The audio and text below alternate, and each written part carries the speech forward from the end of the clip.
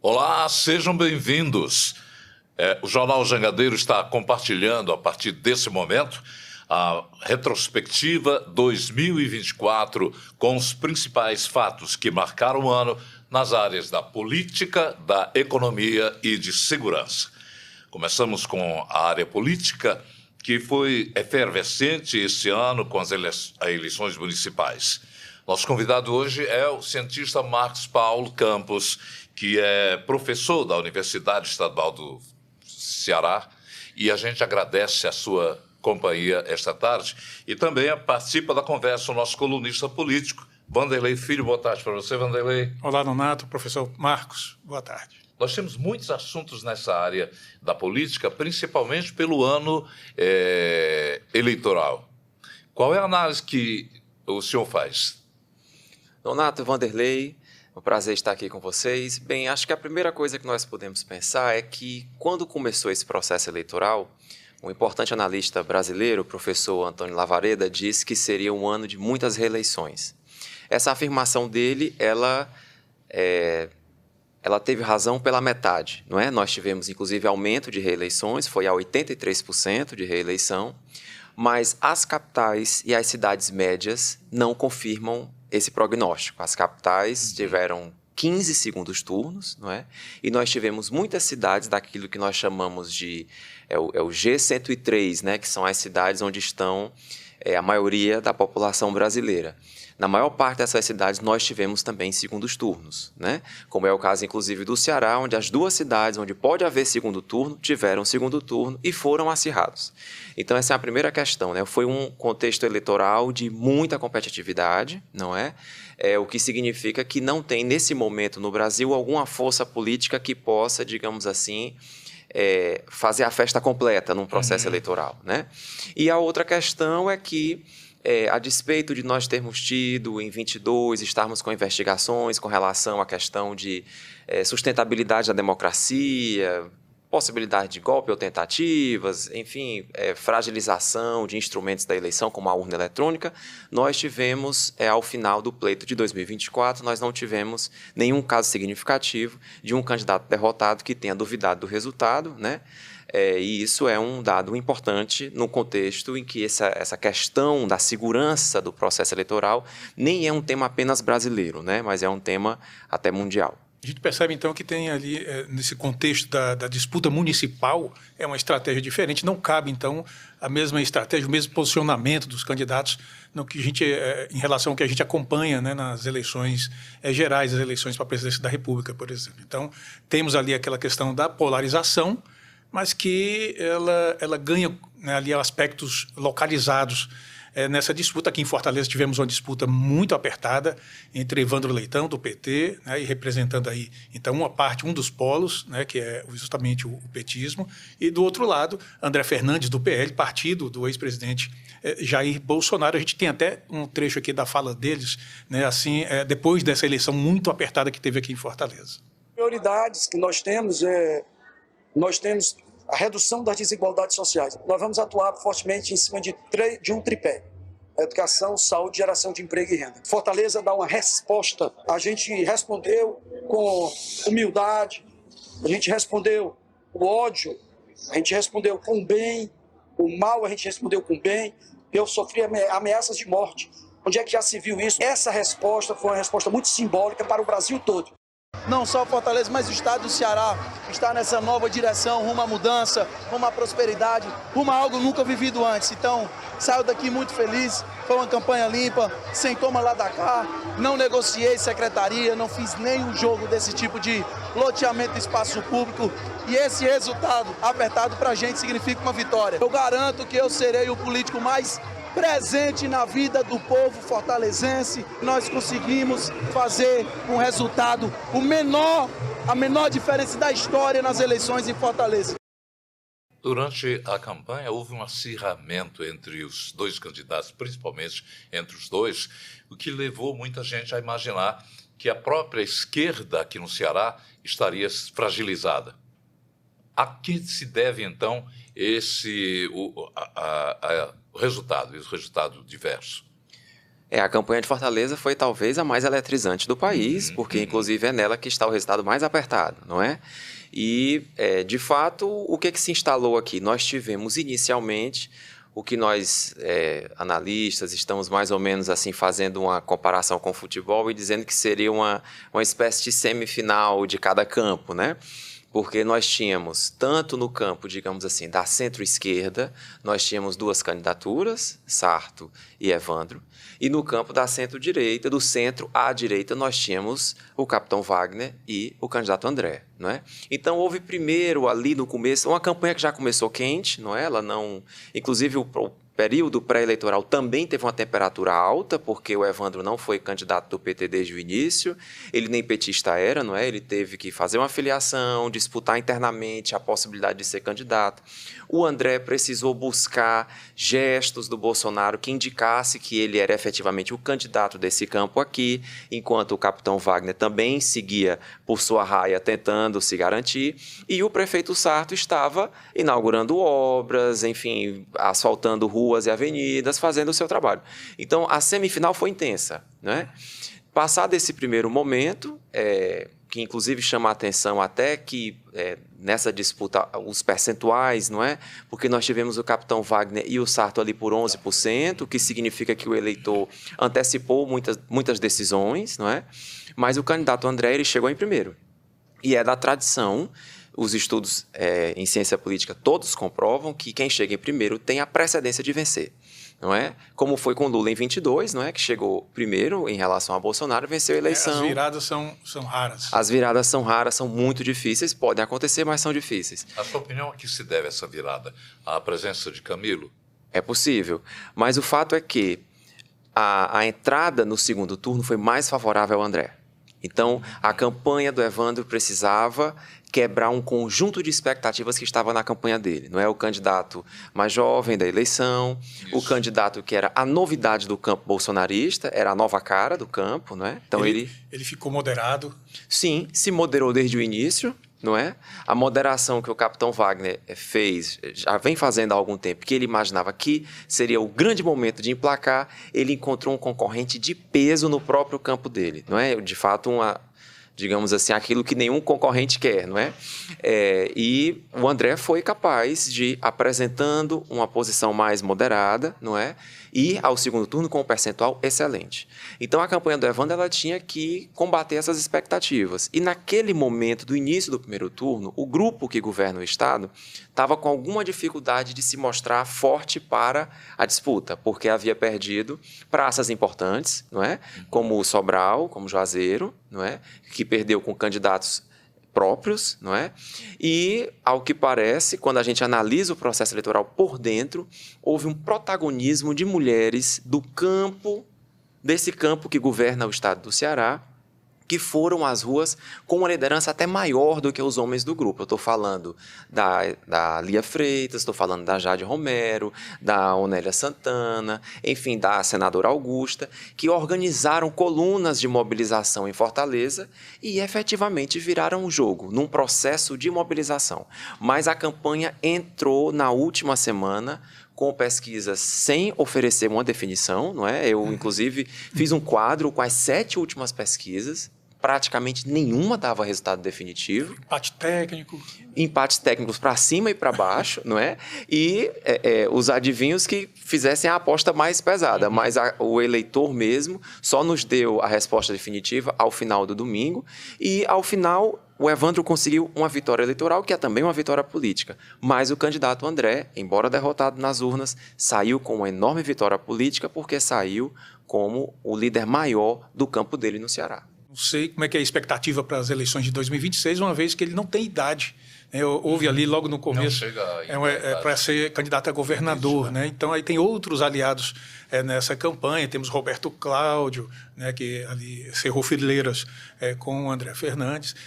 Enfim, como é que fica? Como é que o senhor acha que vai ser aí as eleições de 2026 a partir do que nós passamos agora em 2024? A competitividade do segundo turno, ela diz muito de como que a gente pode observar esse futuro. Por quê? É claro que o candidato André passou para o segundo turno com 40%. 50%. Mas a adesão de figuras de proa da linha de frente da prefeitura já no início do segundo turno talvez indicasse até que uma parte disso já tivesse se antecipado, não é? Quando a gente olha a votação para vereador, não havia, digamos assim, razão para que o candidato Sarto fosse tão mal. É possível que ele tenha sido abandonado ainda no primeiro turno, não é, ali naquela reta final, e que, portanto, os 40% do André já tivessem alguma coisa da votação da base do prefeito Sarto. No segundo turno, o André agregou, inclusive, a máquina, né, porque a prefeitura praticamente aderiu, não é? Inclusive alguns secretários que se posicionaram favoráveis a Evandro foram afastados. Então, a chegada de uma máquina colaborou, porque o André precisava combater duas máquinas reunidas, a da Assembleia e a do Governo do Estado. Então, foi um embate de campanhas que mobilizam muito. A campanha do PT, historicamente, mobiliza muito Fortaleza. O bolsonarismo também mobiliza, né? Então, foi um embate de duas figuras muito fortes. Para 2026, se imagina que as relações que o André construiu nesse segundo turno, elas terão alguma capacidade de manutenção. Agora, o André vai ter que administrar um pouco a liderança dele em razão da idade. Porque como ele não pode representar o projeto agora, ele não poderá representar em 26 na linha de frente, como candidato ao governo ou como candidato ao Senado, não é? Haverá uma negociação para a cessão desses espaços, não é? E aí será preciso ver o que é que ele vai fazer. Porque, por exemplo, ele pode optar por ter candidaturas frágeis para que ele seja um superdeputado federal. Ao mesmo tempo, ele pode apostar no crescimento desse grupo, não é? E topar candidaturas mais fortes. Não é uma decisão simples a que ele tem que fazer, não é? Professor, tem uma questão também nessa campanha que ficou evidenciada, que foi elementos de violência na campanha. Nós vimos em Sobral ameaças a uma candidata, em Caucaia, né, houve até atentado, né, e isso relacionado a, inclusive, ali uma participação de facções, né, ali de olho no processo eleitoral. Como é que isso marca esse processo aqui nesse ano agora que passou? Infelizmente, é uma marca negativa desse processo. A ministra Carmen Lúcia deu uma entrevista dizendo que estava com recorde de demanda por presença policial para garantir a tranquilidade do pleito, não é? Isso, claro que a gente tem que ficar atento. Houve alguma modificação no país. Os processos eleitorais municipais carregam um pouco mais, sobretudo em cidades pequenas, porque mobilizam muitas eleições, eleitorados pequenos. Mas, no nosso caso, agora, nós tivemos situações muito graves em capitais e em grandes capitais. Por exemplo, se nós pegarmos João Pessoa teve uma entrevista coletiva, não é, de 3 candidatos a prefeito, apontando a presença de facções na eleição. São Paulo também teve esse componente. Surpreendentemente, nós não falamos da cidade do Rio de Janeiro, não é? Mas São Paulo teve esse componente, né? Inclusive com uma fala que está para ser analisada do governador do estado falando mais abertamente sobre isso, há todo um questionamento sobre o que foi aquilo que ele disse, mas essa temática, facções e eleições, não é mais uma surpresa daqui para frente. Nessa eleição, infelizmente, ela foi um marco. Ele citou Caucaia e Sobral também, no caso em relação ao recorte que você fez da presença da força da mulher em relação à candidatura do Evandro. Mas a força das mulheres nessas cidades de Caucaia, falando de Luziana Lins e de Isolda, não surtiram o grande efeito que provavelmente era esperado. A que se deve? Essa é uma excelente pergunta, porque, de fato, a inserção da ex-prefeita de Fortaleza na campanha de Caucaia pode ter alterado o cenário, porque efetivamente foi um candidato do PT para o segundo turno, o que é uma surpresa no contexto de Caucaia, mas mostrou uma limitação no segundo turno, né? Como teve votos para ir, mas não ameaçou tanto assim a eleição do Naumi, né? Aí entram questões que têm a ver, inclusive, com o histórico dessa liderança, que não é uma liderança de Caucaia, é uma liderança de Fortaleza, não é? Embora ela tenha, de fato, tenha tido sempre uma correspondência em Caucaia, porque Caucaia é uma cidade que se relaciona muito com Fortaleza e muito com a Regional 1, onde a Luiziane sempre foi bem votada, não é? Agora, isso não basta, né? Me parece que também houve alguma dificuldade de fazer o Catanho ser o candidato da prefeitura, não é? Uma dificuldade de envolvimento do atual prefeito, que tinha uma aprovação razoável, ou seja, precisaria melhorar a aprovação dele na campanha. Isso parece que não foi bem azeitado, né? Ele teve no início, no evento de lançamento, depois depois não acompanhou tantas atividades, aí reapareceu ao final, aí o Catanho vai para o segundo turno por 8 votos, não é?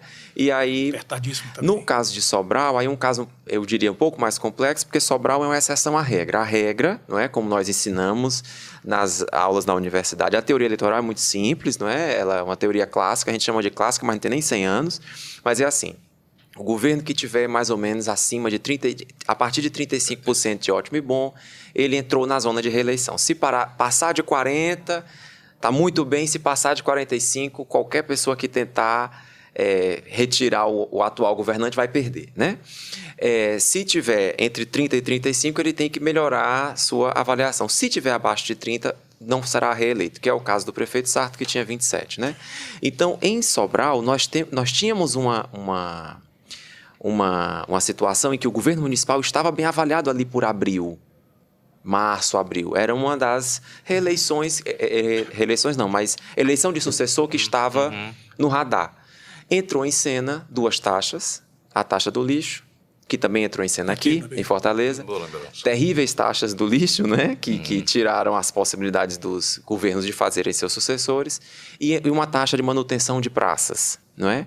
E entrou em cena também um excelente trabalho da oposição. A oposição se unificou, não houve 3 candidaturas, houve 2 apenas, não é? Era a professora Isolda e o doutor Oscar, e essa unidade em torno do Dr. Oscar e a qualidade de mobilização que eles imprimiram na cidade teve um papel importante, não é? Eles venceram por uma diferença que na eleição não é gigante, é 52-48, né? Mas eles imprimiram uma derrota a um grupo que governava a cidade há praticamente 30 anos, né? Marcos, nesse ano, agora em 2024, né, com a vitória, principalmente aqui em Fortaleza, Camilo Santana consolida a sua liderança política aqui no Estado, mas também neste ano 2 problemas. Um ali na reeleição ou na condução da eleição à presidência da Assembleia Legislativa. Primeiro foi o Fernando Santana, depois teve que trocar pelo Romeu Aldigueri. E também agora a polêmica envolvendo a esposa então, do ex-governador, ministro da Educação, O Camilo, esposismo. né, ali no Brasil. Tribunal de Contas, né, que encerra o ano também com essa questão do patrimonialismo né, colocado junto à biografia então, do ministro. Como é que você avalia esse final de ano, esse processo todo?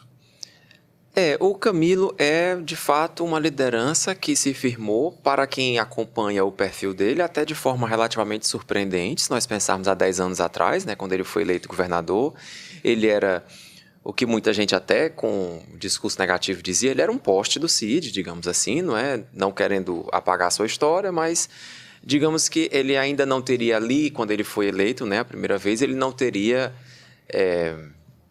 digamos assim, condições próprias de ser o candidato, uma autonomia absoluta, né? Ele foi realmente indicado pelo então governador Cid. Inclusive, ele teve um primeiro mandato, até do ponto de vista de uma figura política, de liderança, até apagado, né? Ele vai para o segundo mandato e é no contexto do segundo mandato, no contexto da pandemia, que, digamos assim, essa liderança se apresenta e, de fato, o Ceará viveu uma transição de liderança. Hoje, ele é possivelmente a maior liderança política do Estado, né? No processo eleitoral de Fortaleza, essa liderança foi colocada à prova. A vitória do Evandro certamente foi importante para o candidato Evandro, mas foi muitíssimo importante para o Camilo Santana, não é? Porque ela teve um impacto na figura dele nacionalmente, né? Ele é o petista de maior sucesso, inclusive entre os petistas bem-sucedidos, porque o governo atual do presidente Lula tem muitos petistas bem-sucedidos que são os do Nordeste, né? Que são os que são governadores, se elegem senadores, fazem seus sucessores, né? Estão todos lá. Rui Costa, Camilo Santana, Wellington Dias, Jacques Wagner, estão todos por lá, não é? Mas o Camilo ficou também com essa insígnia de ter também a capital, que é outro patrimônio político, né? Quando vem essa discussão na Assembleia, eu penso que, me parece que houve um atropelo dessas novidades. Está tendo também uma transição, porque houve vacância de vários espaços, né? O Evandro está saindo, era a saída do Evandro, que tinha toda uma unidade em torno dele, não é? E me pareceu ali que alguém atropelou o caminho, acho que todo mundo ainda não tinha conversado. Ao mesmo tempo, o senador Cid Gomes fez um gesto de saber qual é a do grupo com ele. Porque, visivelmente, ele não é mais a liderança que ele foi há 10 anos atrás. Ele não dá as cartas sozinho, né? Ele talvez tenha que dividir mais, e nunca é fácil. Essas transições de liderança não são fáceis. Então, eu penso que ali o Cid também aproveitou o momento para saber qual era o espaço dele. né? E o Camilo veio a público e garantiu, ele é o meu candidato ao Senado. Então, isso permitiu uma pacificação em torno de um nome que é meio a meio. O Romeu Aldigueri, digamos assim, é um nome que nem o Camilo, nem o Cid, nem o Elmano podem vetar, porque o Romeu Aldigueri é alguém que, digamos, tem relações um terço com cada um, né? No caso da indicação da Aunélia, de fato, acho que o Camilo não imaginava a repercussão negativa que teve. Ele foi, inclusive, digamos assim, agregado nacionalmente a um conjunto de outros ministros e que estão nessa prática recorrente, não é? O mesmo tinha acontecido com a indicação da esposa do Rui Costa na Bahia, não é? E eu fiquei tentando fazer uma leitura para além das questões tradicionais do patrimonialismo, da indicação de parentes, não é? Nós estamos agora, o prefeito do Rio de Janeiro acabou de nomear o filho do Ottoni de Paula como secretário de Política Social da cidade do Rio de Janeiro. A política brasileira não escapa disso, mas Biden acabou de conceder a graça ao próprio filho, né? Portanto, não é uma temática. Os cientistas políticos latino-americanos sempre disseram que o patrimonialismo não era coisa só nossa. E o Biden agora trouxe luz sobre isso. Mas eu diria o seguinte, houve de fato uma aposta do PT no republicanismo. O PT indicou para o STF muitos juízes e figuras de carreiras jurídicas que vinham pela mão das carreiras, não é? Depois dos acontecimentos de 16 e 18, que eu não vou rememorar, a minha impressão é que o PT aposta menos no republicanismo. E agora a elite petista também quer os seus nesses espaços, não é? Assim como outras elites quiseram. Então entrou em cena a indicação do advogado pessoal do Lula para o STF, entrou em cena a indicação da Aunélia para o Tribunal de Contas. Eu penso que isso é um movimento que a gente tem que observar em mais longo prazo, querer entender o que essa elite está dizendo com isso. Porque isso significa que, em algum momento, os petistas não se sentiram à vontade com a condução das elites dos tribunais de contas e das cortes superiores. E isso é um problema para a democracia. A rigor é importante que todos os agentes políticos confiem nas cortes. Se você só confia numa corte que tem alguém do seu sangue, apadrinhado, há algum problema. Nós vamos ter que discutir isso com mais profundidade.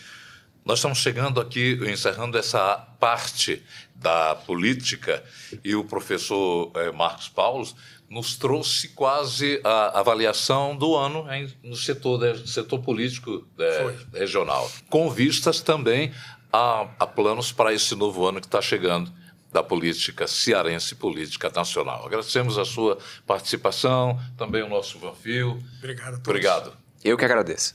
Nosso próximo assunto, economia.